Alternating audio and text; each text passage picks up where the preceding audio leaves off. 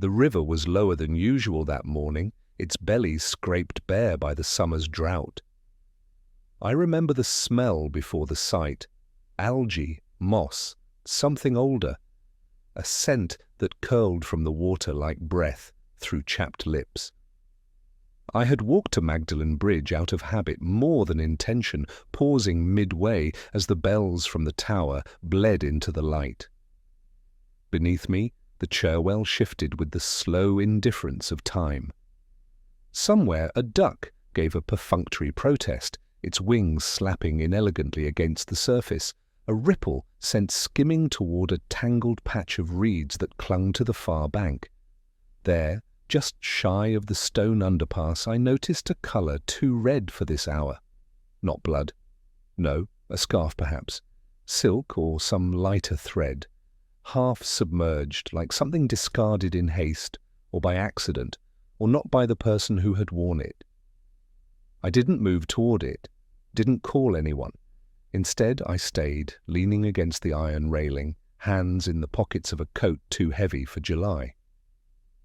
There are things one does in Oxford not out of necessity, but ritual. I watched a couple of tourists, American by their vowels, arguing about where they'd left the guidebook. Beyond them, a young man in a blazer that tried too hard to impress someone not present, heading toward the chapel, cello case slung like a weapon. No one else saw the scarf, or if they did, they made the conscious decision to look away. I lit a cigarette. I remember that. An old habit, intermittently defeated. The taste of ash helped me think. The river glistened with secrets. That's what I thought at the time, though I might be overlaying poetry on hindsight. I do that. Too often, perhaps. Sarah Merton, that was her name. I didn't know it then. At that point, she was still walking in someone's memory, not yet reduced to a case file or a collection of afterthoughts in staff room whispers. A classics tutor, though I would only learn that later. Known more for her silences than her publications. There is a kind of scholarship that cultivates invisibility, precise, immaculate, quietly unread. She'd have been the sort to write in margins rather than monographs. A cyclist passed behind me, tires hissing like disapproval. I did not turn. The scarf, or if it was a scarf, shifted slightly, pulled gently by a lazy eddy. Something about its movement made me think of surrender or fatigue, and that, I suppose, is when I began the case. Not officially, not in any way that would satisfy a report, but something moved inside me then, an old string tightening. Perhaps it was the colour, or the way it didn't belong. I am a man attuned to the misfit detail, the word that jars in a line of poetry, the silence that falls in the wrong place during a confession, the date that makes no sense in a ledger, but even more so in the heart. Behind me, a bus choked into gear. The street resumed its clockwork. Magdalen Tower loomed, still watching, always watching. The bridge, below, felt older than the city itself. I've always believed that bridges remember what we try to forget. There was something odd about the way the scarf had caught. Not on a branch or rock. No obvious snare, just the angle of it, the way it hovered, half draped across the surface like a benediction withheld. I thought about walking down, retrieving it myself. I didn't. Another ritual. Leave the disturbance alone, let the evidence float. I remember the wind shifted then, not enough to call a breeze, but enough to change the way the leaves trembled above the path. Something about the day made me think of music. Not playing, but tuning. The seconds before harmony, when everything is close to breaking. A child cried somewhere behind me, a dog barked once, then silence returned like a final line in a verse I hadn't quite remembered. I stood there a little longer. The scarf moved no more, that was all. Nobody, no scream, no suspect. Just the river, the bridge, and something red slipping slowly out of time. It was Strange who told me, over a cup of machine coffee in a room that smelled of yesterday's toast and laminated folders. A classics tutor, Sarah Merton, had failed to return home. Her bicycle had been found standing politely near the boathouse path, as though awaiting her return from a lecture. The back wheel still spun faintly, I was told. I don't remember if that was fact or embellishment. But I've always distrusted details that arrive too perfectly. She had been missing for 17 hours by the time Lewis and I walked the river path. It was already overgrown in parts this early in the summer. Bees slept on bruised lavender, and the water carried the sun like regret. There was something about the trees that day, not ominous, but too still, as though they were not yet ready to speak. The scarf had gone, of course, retrieved by someone more official, bagged and labelled and cooled into evidence. But the river held the same dark hush I'd seen the day before, the sort of hush that doesn't break, not even for grief. They said she'd been last seen near the bridge, walking alone, declining company at the High Street crossing. No one saw her fall, no one heard a cry. Only the rowers had stirred the water later that night, cutting through it like indifferent blades. His name was Danby, a rowing captain in his final year, the sort of man Oxford manufactures with quiet precision, neat side parting, jaw made for declaration, voice trained to pronounce Latin as though born to it. We found him by the slipway, sleeves rolled, shoes damp, looking down into the water as if hoping it might return something he hadn't asked for. He spoke as one coached by memory, not feeling. He'd come early to practice alone, couldn't sleep, said there was a peace in rowing without rhythm, just the oars and the drift. Said he'd seen something red in the reeds. At first thought it was a child's toy, then saw the scarf. He didn't touch it, just called the porter, as procedure dictates. There was a slight pause before he said the word scarf, the kind of hesitation that belongs not to uncertainty, but fear of implication or invention. It clung to the back of the word like damp cotton. I tucked that pause away, not for suspicion, but for later. Lewis asked if Danby knew her. He nodded. A college don, he said, not in his department. He added that word like an alibi, but he'd seen her walking once or twice along the path, said she nodded but didn't smile. There are people in Oxford who learn to hide in plain view, not from danger, but from expectation. I suspected Sarah Merton was one of them. Her life lived in margins, footnoted, paused. Danby's eyes kept flicking downriver toward the bend near the overhang, a place where rowers often paused to rest. I asked if he had gone that far that morning. He said no, said he hadn't needed to. He was only testing the oars. Said it again, testing. The word sounded mechanical, meaningless, but in his voice it was trying too hard to mean something. There was a mark on his shoe, a green smear, algae perhaps. A rowing man would pick up worse. I noticed it only because he kept shifting that foot backwards slightly, a small retreat, an unconscious confession. Lewis made notes, I didn't. I prefer memory. It lies slower. We left him there by the water's edge, his hands twitching slightly as he pretended not to watch us walk away. I wondered then whether guilt was always tied to action, or if sometimes it belonged to something softer. Inaction, silence, the wish to intervene that never hardened into will. The river behind us muttered again. Not a current, but something like breath. I don't trust men who walk as though they've already composed the next conversation. There's a rhythm to certainty that often masks artifice. Too precise, too prepared. He moved like that. Across the foyer of the Randolph, a narrow man in a dark coat despite the heat, with a case slung over one shoulder, lacquered and curved, unmistakably not a guitar. He might have been 30 or older. His features were carved with a foreign care, cheekbones that made English vowels look uncertain. Thomas Revec, the register said. Check, or something close. Occupation, musician. A traveller by way of centuries.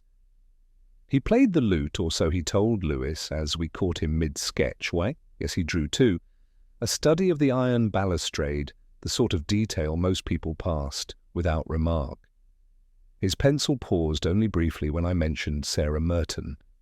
Yes, I saw her once, maybe twice. She liked the way Dowland sounded in the cloisters, asked me to play outside the chapel, said it calmed her headaches. He smiled as he said it, but not fondly. More the way one smiles at the memory of something almost meaningful. I asked what they'd spoken about. He shrugged. Music, architecture. The odd beauty of erosion. It struck me then that he was quoting, not improvising, not memory, but rehearsal. I did not interrupt. I asked if he'd seen her recently. The pencil resumed. Thursday evening, perhaps, walking near the bridge. She wore dark gloves, he added, unasked, even in July. I remembered the scarf then. Red, silk, damp with river breath. His gaze didn't waver. When people lie, it's not always in their words. Sometimes it's in what they remember too easily. The gloves had not been reported nor seen. Yet he was certain. Certainty is a strange sort of confession. Revick folded the sketchpad closed with fingers that moved like they'd learned silence early. I asked if he'd spoken to her that evening. Not really. She nodded. Walked on, that was all. But it wasn't. I noticed a faint imprint on his wrist. A smudge of reddish ink, as from a fountain pen freshly uncapped. Musician's stain, perhaps. Or poet's. I made no remark. Back at the station, Lewis showed me a CCTV still from the street near the Bodleian gates. A man with a curved case walking the opposite direction from Sarah, 15 minutes before she vanished. Blurred, featureless. Yet there was something in the set of the shoulders, the arrogance of grace. A lute case is not easily misidentified, nor is a gate that moves between time signatures. I sat with that image longer than I should have. Something gnawed. Not suspicion, not yet, but the sense that his presence in the story had been planted too soon, introduced before the chorus. Later I would revisit the words he'd used, Rosion, Dowland, headaches, all chosen, all slightly too literary for a man who busked for coins. He was the sort who annotated his own conversation, even when no one was listening. That evening, I took out the Times crossword. A habit as much as a compass. Clue 17 across. Echo of what was nearly forgotten, almost said never claimed. 7. I stared at it for hours, not because it was hard, but because it was right. The answer was residue. There are people who pass through Oxford leaving almost nothing, and then there are those who leave just enough to haunt. It had rained the night before.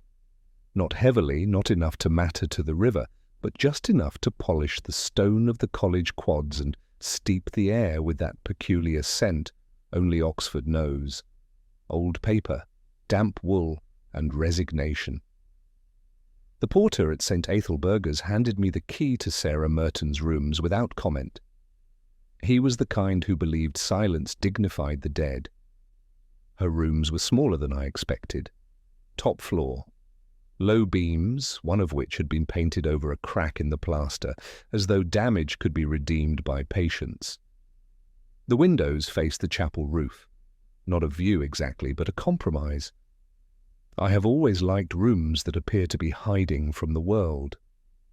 They make more honest confessions. Her bookshelves were orderly. Not the obsessive order of neurosis, but the tidy spine of someone who thought sequence mattered. Most were Greek, tragedies, marginalia in a firm, spidery hand. No frivolous titles, no unread gifts. Even the few volumes of poetry, Donne, Plath, Heaney, were dog-eared with intent. It was the red book that didn't fit.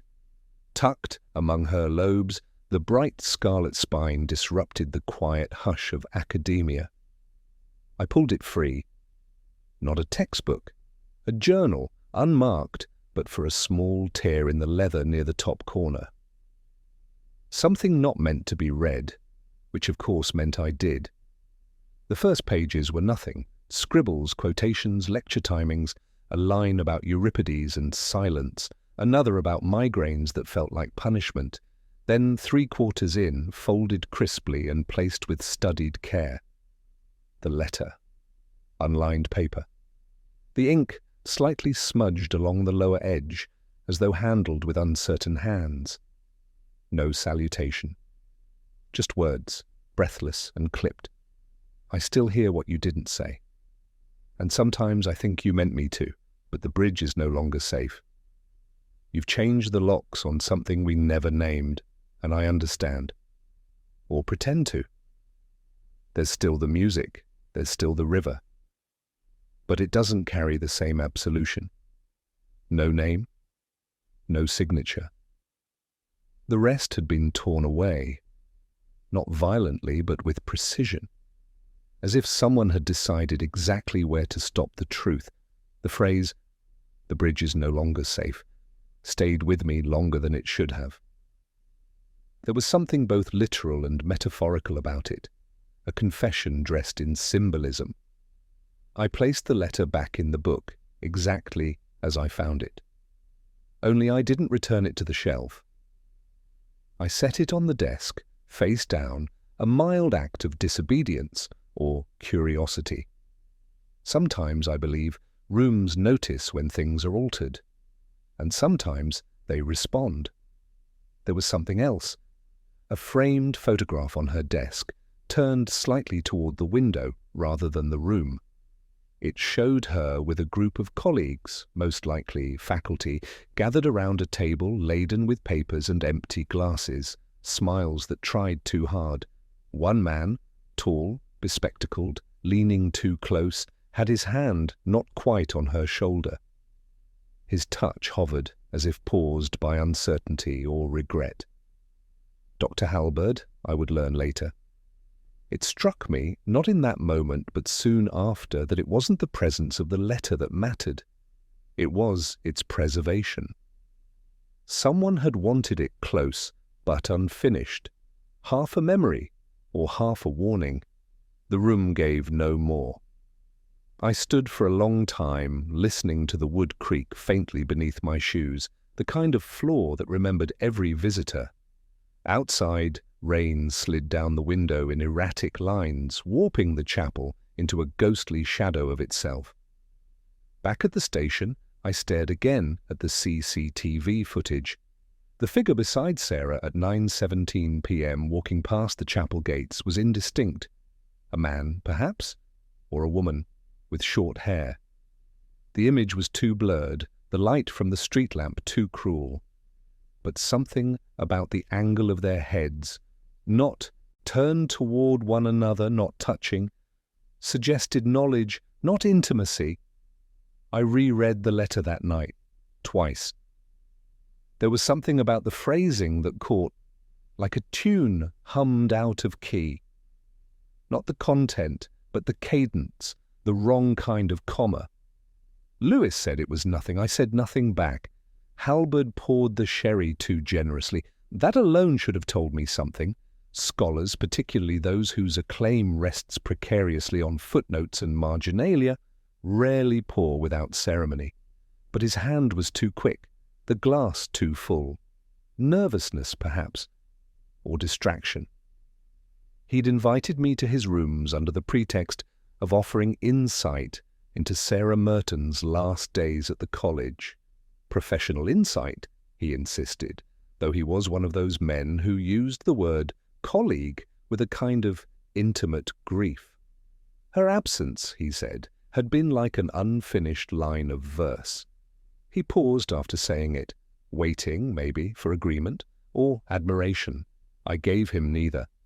He shifted in his chair and glanced at the window as though expecting her to reappear through the glass. I let him talk. About her lectures on Euripides, her refusal to publish for prestige, her habit of correcting people even when they were technically correct. She once told me I'd misquoted Marlowe, he said, with a small laugh that didn't ask to be returned. I'd said, "Whoever loved that loved not at first sight?"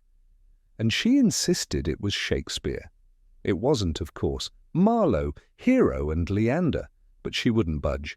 I let the silence stretch. Sometimes the smallest wound opens under its weight. But Halberd only drank again and went on describing her without ever quite saying what he felt, which is, in Oxford, the most common confession. Later, in the Bodleians' reading room, the memory returned. The letter in the red book, the one I'd read in her rooms, had a similar misattribution. Not word for word, but the same transposition of author and line. It had bothered me at the time, faintly. Now it did more than that.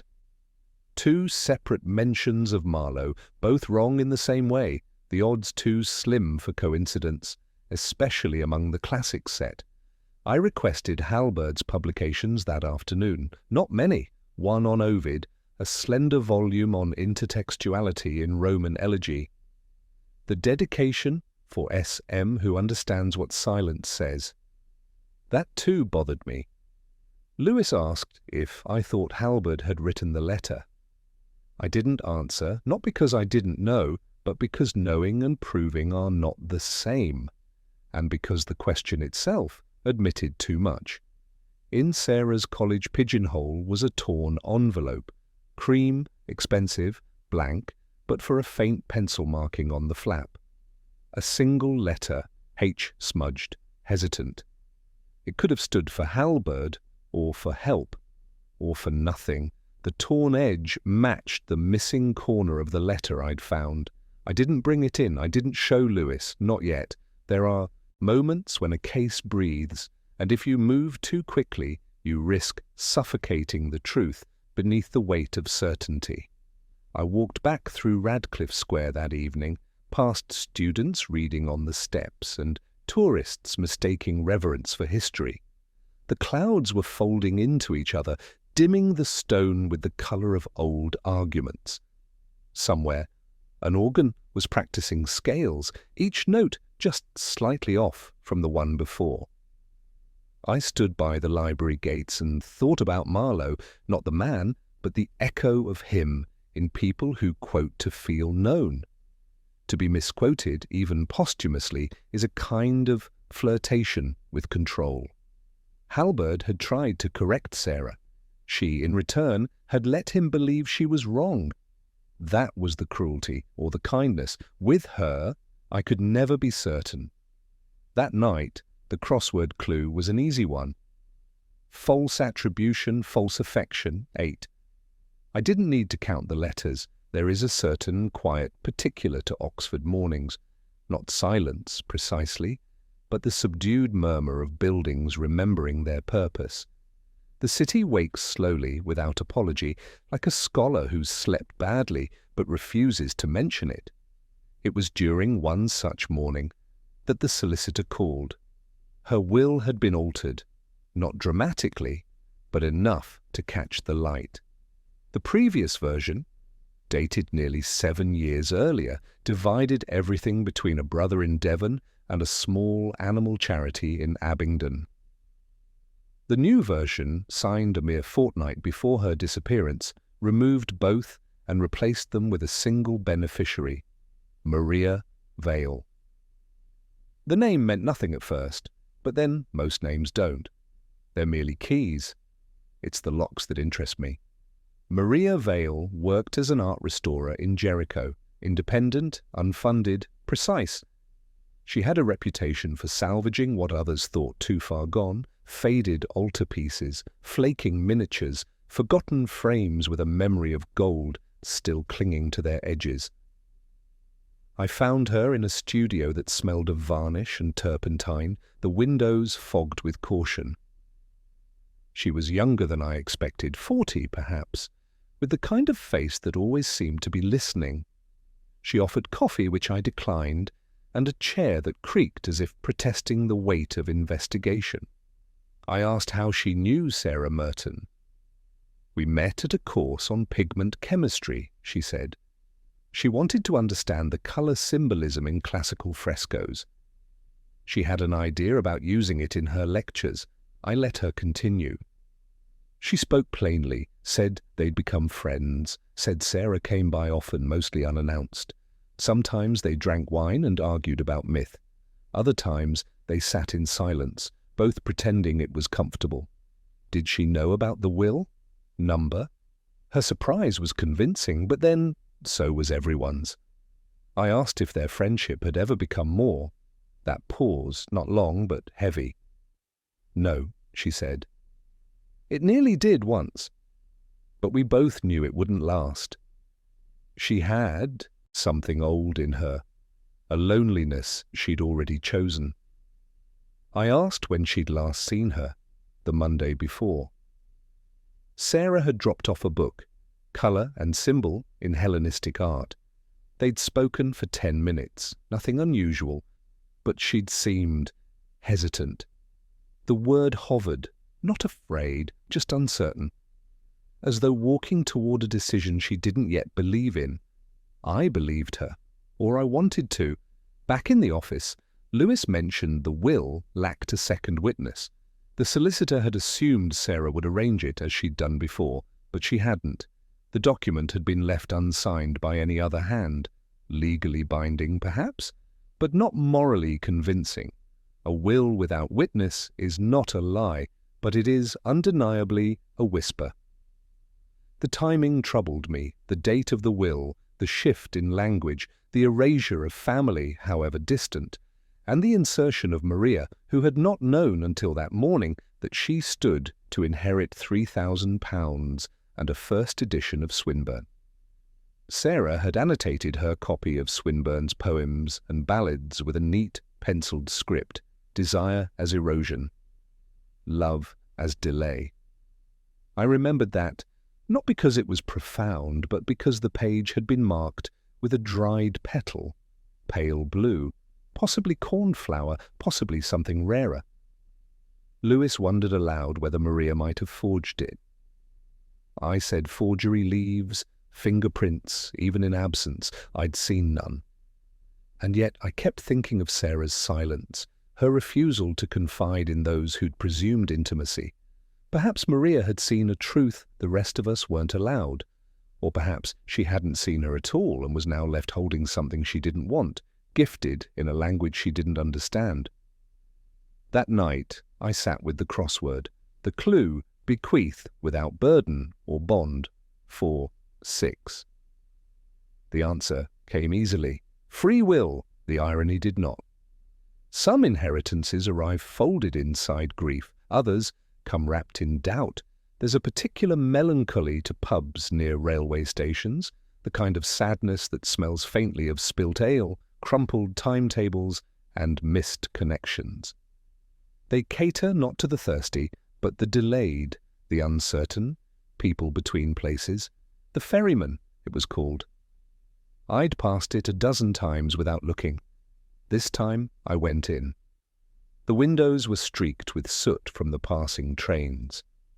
The light inside had the colour of lukewarm tea, and the music, some tired instrumental, spilled into the corners like regret. It was Lewis who spotted him first, Thomas Revec. Sitting alone at a far table, a half-pint untouched, his lute case leaned carefully against the radiator like a sleeping dog. He didn't look surprised to see us. Some people carry expectation like a passport, stamped by past mistakes. He greeted us with that air of foreign civility that allows for evasiveness to sound polite. I asked if this was his regular haunt. He shrugged, said the acoustics weren't bad, though the clientele preferred football to madrigals. You played here Thursday evening? I asked. He nodded. From 7 to 9, then took the train to Reading. He had a booking. He offered to show me the ticket.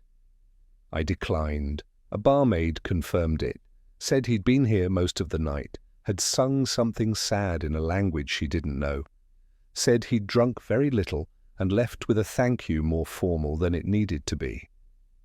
It was too clean, the kind of alibi that had been rinsed and pressed, no frayed edges. He offered to play for us. I declined again. I've never trusted people who offer beauty as a defense. Back outside, the station loomed like a cathedral for the unchosen. I stared up at the departures board and wondered how many of us moved forward merely because the platform told us to. Lewis said he liked Revec less with every encounter. I agreed, though not for the same reasons. I didn't dislike him. I distrusted the neatness of his presence. People like Revec float through Oxford just long enough to absorb its melancholy, then vanish before it stains them. Later, in the office, I revisited the timeline. Sarah seen at 9:17 near the chapel gates. Revec performing at 7, leaving at 9. The pub was 20 minutes from Magdalen on foot, longer in rain. If he had left precisely at 9, he could not have reached the bridge in time. Unless he hadn't left. Or unless the sighting of Sarah was wrong. People often misremember women walking alone, their paths blur, their faces borrowed by memory. I returned to the scarf. It had been tied with a double knot. A detail not in the report, but mentioned by the officer who bagged it. An unusual knot. One common to musicians who rap chords against tension. That night, I looked at an old recording of Revec online, a YouTube clip Lewis found buried under years of digital detritus. He played Flow My Tears by Dowland. Midway through the performance, he paused to adjust a string, and in that moment a gesture, left hand rising, twisting, tied a loop of thread with that same double knot. Coincidence or muscle memory? I closed the laptop. The room was dark by then, the kind of dark that leans in to listen. The crossword clue that evening was stubborn. Alibi's twin. 5. I stared at it longer than necessary. Eventually, I wrote story. It fit. Though another answer came to mind, too. One I didn't write, mask. There are places in Oxford where truth goes to change clothes. Behind the station was one of them. Maria Vale's flat was the kind of place that concealed emotion with symmetry. Books aligned not by author or theme, but colour. Paintbrushes kept in jars, handles outward. Even the dust, if there was any, had agreed to fall evenly. She let me in without question. People who expect loss rarely fear intrusion. It was late afternoon. The kind of hour when light begins to withdraw politely, making shadows of things you hadn't noticed all day. A small brass lamp gave off more warmth than heat, and somewhere, behind a partition, a kettle murmured. She said she'd found something, not an admission, more the tone of someone passing on a found object at a railway station, unsure whether it mattered. It was a photograph. Frame simple, glass slightly cracked at the corner, the sort of crack that travels over months like grief. It had stood on a low shelf beneath the window, half hidden behind a terracotta bust of someone forgotten. I hadn't noticed it the first time. Or perhaps I wasn't meant to. Sarah stood in the centre. Mid-laugh or perhaps mid-reflection. It's hard to tell with women like her. There were 3 others, a woman whose name I didn't recognize, Maria herself, and someone just off-centre. A man cropped at the edge, hand resting near Sarah's shoulder. The touch looked casual, but its nearness suggested intention. I asked who he was. She didn't answer at first, just stared at the photograph, as though still trying to decide. Then James Halberd. There was no accusation in her voice, no betrayal even. Just the kind of tiredness that follows long distances, emotional or otherwise. He came here once, she said. About a month before. Everything. Said he'd brought a book Sarah had left at his rooms. He didn't stay long, but the way he looked at her. It wasn't academic. I asked what book. She couldn't recall. Something about Roman elegy. Probably Catullus. Probably something meant to sound casual. I asked why she kept the photograph hidden. She said Sarah had asked her not to display it. Said it was a moment out of time. I said nothing. The phrase caught. A moment out of time. Not erased, just misplaced. I studied the reflection in the glass, the faint doubling of the room behind me. But it was something subtler that struck me, the angle of the frame. It had been tilted slightly, I mean just enough that the window's reflection landed cleanly across the man's face. You wouldn't see it unless you moved, but if you sat in the chair by the table, as Maria likely did, you'd never see his expression, just Sarah's, preserved, isolated, unhaunted. I mentioned this. She said nothing. Her silence was neither surprise nor confirmation, more an acknowledgement, a shared recognition. Later, alone, I studied a digital copy Lewis had made, enlarged, enhanced. The man's face remained elusive, the corner blur of someone half invited or half excluded. But I noticed the positioning. His right hand hovering just above the small of Sarah's back, fingers slightly curled, not possessive, not affectionate, tentative, as if remembering the feel of something no longer permitted. That gesture lingered in my mind longer than the image. Some men betray themselves not in what they do, but in what they almost do. That evening, the crossword offered a peculiar clue. Visible only when unseen. 9. I circled it absently. Eventually I filled in reflection. It fit. Of course it did. Photographs don't lie, but they do choose what to remember, and more importantly, what to forget. I placed the print in my drawer and shut it carefully. Glass frames crack for many reasons. There's a particular hush that belongs only to old college rooms in the late afternoon. Not quiet in the absolute sense, but the kind of stillness that accumulates from years of paused breath, books closed mid-thought, windows left half-latched against rain that never quite arrives. I returned to Sarah Merton's rooms, not because I expected anything new, but because something had been left behind, not misplaced, but paused, an interruption rather than a departure. Her desk was as I remembered, ordered, thoughtful. A small fountain pen rested on a blotter with faint specks of blue still drying into the fibres. A mug, empty, but with the faint ring of something once warm. And beside the blotter, a folded copy of the Times, flattened at the crossword page. She had filled in most of it. The top half complete, answers crisp and unfaltering, the kind of clarity that comes from someone who reads poetry in Latin and prefers the Greek endings to their English ones. But the bottom right quadrant remained unfinished. 3 clues attempted, 1 crossed out, and in the margin a faint note. Look again. It wasn't underlined, it wasn't emphatic, just there. Pencil, almost erased. The unfinished clue was what caught me. 17 across.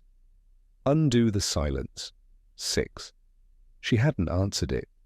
She'd circled the clue but written nothing. I sat with it for longer than I care to admit. At first, I tried the obvious. Answer. Too long. Reveal. Close, but unconvincing. Then it came, not with triumph, but with the slow inevitability of sorrow. Betray. 6 letters. Undo the silence. Of course. There was something unbearable about that. The word itself, sitting there in the stillness of her last days, unspoken, as though she'd reached the edge of admission, but not crossed. Or perhaps she had crossed, just not in ink. It wasn't the only thing left incomplete. Her diary, a slim, cloth-bound book on the corner shelf, bore the same date as the newspaper. But the page was blank. The previous entry, dated 2 days before, was neat and reflective, a short line about missing a tutorial and needing to apologize. The sort of note one writes not for memory, but for order. Then nothing. And then, curiously, the following day's entry was filled in. But it wasn't in her hand, not quite.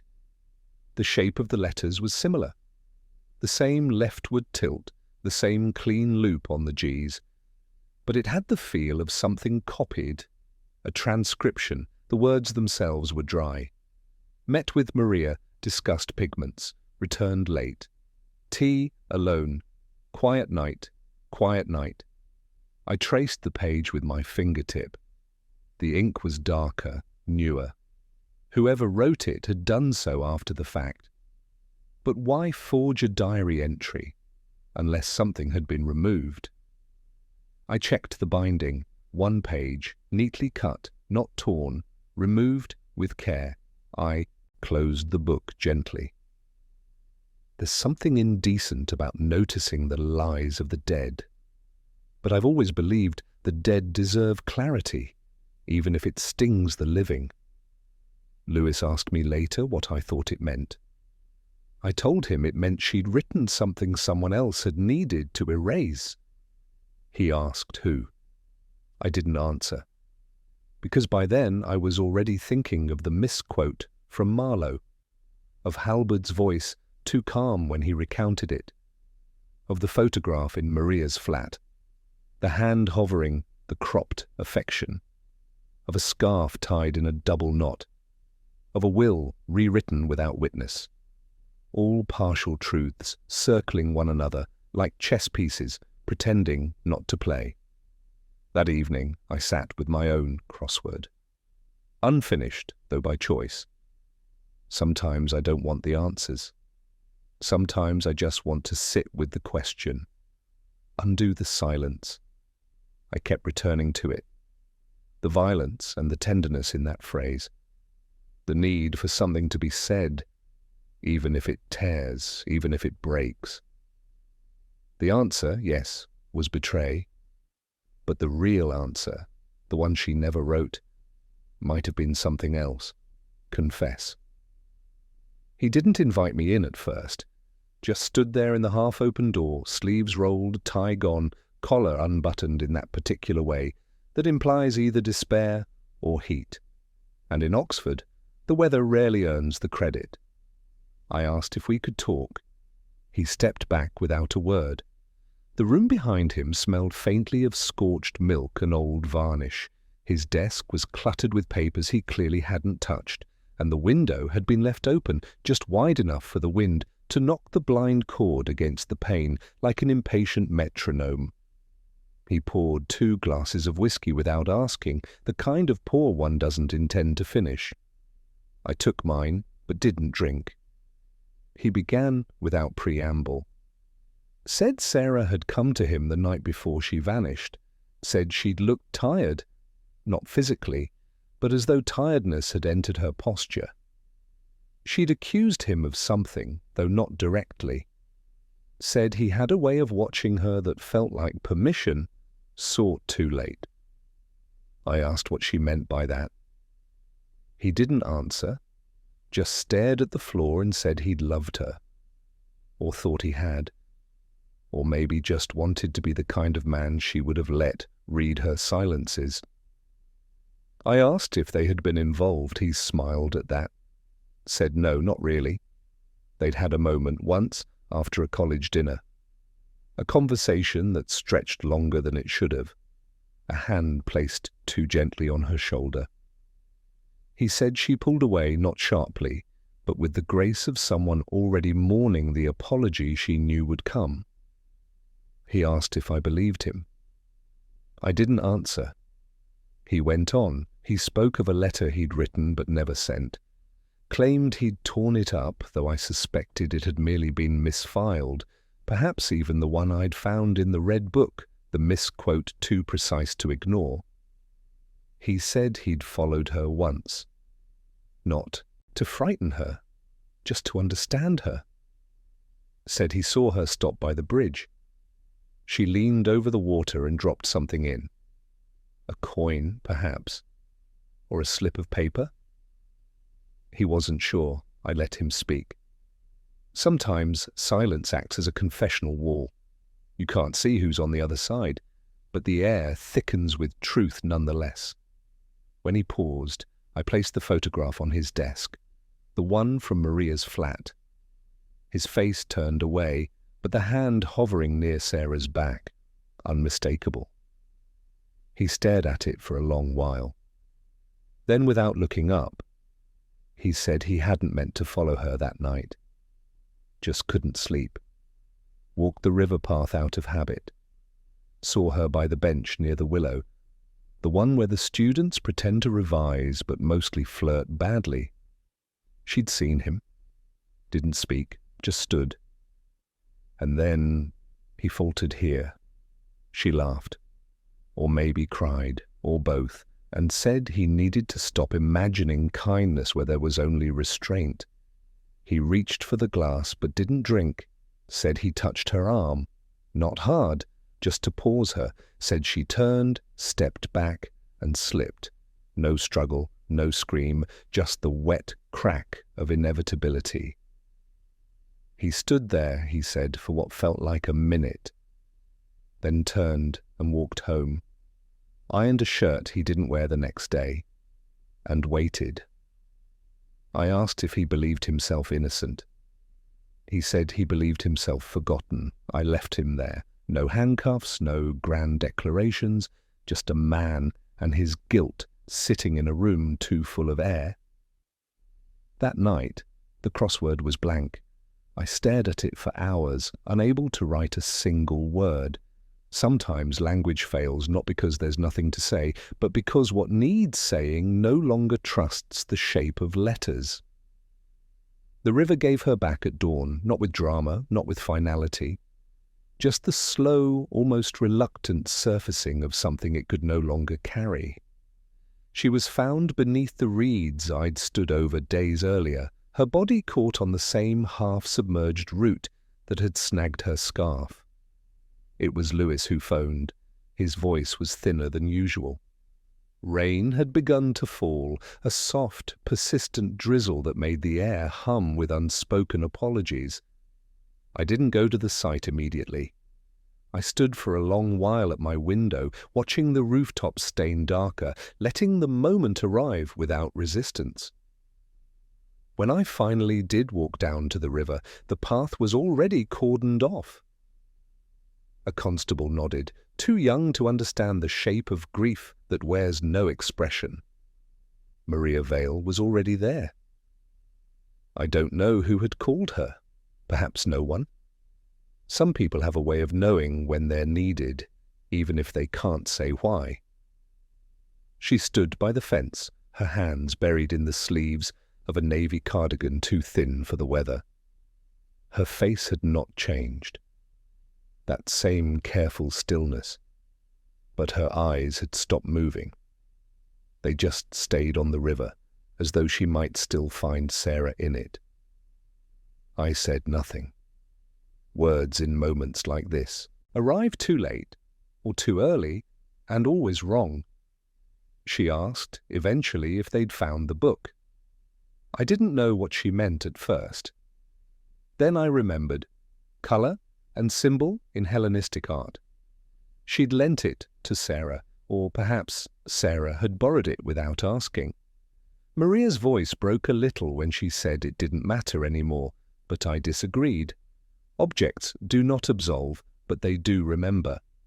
She turned to me slowly and said very quietly that Sarah had hated that bridge. I asked why. She didn't answer, just looked back at the water. Then, more to herself than to me, she said, because it made her feel like something could always slip. That stayed with me, not fall, not jump, slip, a small word, passive, suggestive of neither blame nor choice, but something in between. I left her there. The riverbank was beginning to fill with those who come late. Forensic technicians, a tired coroner, the man with the plastic clipboard who always stands a little too far from the truth. I had nothing more to add. The water had already done the speaking. Back at the station, the preliminary report was waiting. No sign of a struggle, no bruising. The official language was careful, consistent with accidental submersion. I folded it and set it aside. Later, I walked the bridge again. The same stone, the same rail, the same narrow view between the trees. It had rained enough that the moss along the path gleamed faintly like wet velvet. A child passed on a scooter, oblivious, then a woman jogging, hood up, face hidden. I paused by the spot where I had first seen the scarf. And for the first time in days, I let myself imagine it, the moment of departure. A slip, yes, but not of footing, of trust, of certainty. A word misheard, a touch unwelcome, a silence answered too late. That evening, I returned to my crossword. The final clue hung there like a breath held too long. Where the end begins, 5. I wrote edge, because that's where we'd all been standing, and none of us had realized just how far she had already gone. There are sounds that haunt more gently than voices. A curtain lifting in a draught, the sigh of an old book closing itself, the faint hush of rain beginning on slate, and music, above all, not performed, but remembered. The kind that drifts through rooms after the musician has gone. It was nearly midnight when Lewis called, said he'd been going through the pub's CCTV footage again, and found something strange. Not the images. Those were the same. Blurred silhouettes, time-stamped, indifferent. But the audio. Someone, perhaps the barman, perhaps Thomas himself, had recorded the performance that evening. A digital file uploaded to a cloud account. Lewis said it didn't seem relevant, but I asked him to send it anyway. I listened to it in the quiet. Not through speakers, just the thin plastic of headphones, the kind that catch breath and bowstrings and memory in equal measure. Revek was playing Lacrimae, a piece Dowland wrote to be wept through, not sung. The lute sounded older than it should have. The notes arrived uncertain, delayed, like someone returning to a language they'd once spoken fluently but hadn't dared voice in years. Then, 15 minutes in, something else, barely audible. Beneath the strings, beneath the ambient shuffle of glass and conversation, a voice. Faint. Female, laughing, not joyously, not cruelly. The kind of laugh that slips from someone who's just told the truth and regrets it. And then, if I listened carefully, if I slowed the track, a phrase. Not complete, not shouted, but there, don't touch me. Not a scream, not alarm, but warning, familiar, weary. The sound of someone drawing a line she'd drawn before. I replayed it 5 times. On the 6th, I stopped just before it arrived. I knew what came next. The timestamp matched the night of her disappearance. The song matched the piece Thomas claimed to have performed. He'd said it was recorded in Reading, but the ambient noise told me otherwise. The low whistle of the 10:07 to Paddington as it pulled away. You only hear that from the ferryman, from behind the station. I didn't tell Lewis, not yet. It wouldn't have helped him sleep. I sat back and stared at the ceiling. Not to think, just to listen. Sometimes a clue is not a revelation. It's an echo, something already known returning in another form. The scarf, the photograph, the knot, the diary entry that didn't match her voice. All of it music, all of it composed by someone who thought themselves a conductor of private lives. But music doesn't lie. It merely waits to be heard. I called the pub the next day. Asked who'd uploaded the file. They didn't know. It had been sent anonymously weeks earlier, archived, forgotten. But the metadata, Lewis confirmed, showed the file had been recorded locally and uploaded from a device later found in Thomas Revek's room at the Randolph, a device he never mentioned.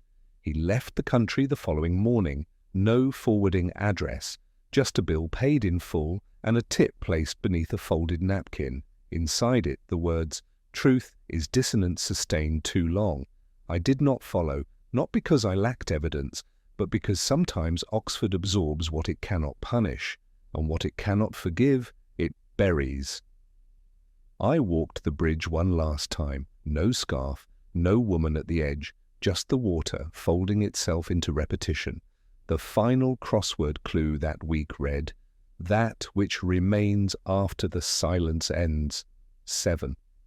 I stared at it, then wrote reprise, because some endings aren't ends, they're returns, and Sarah Merton, whatever else she was, left her note behind.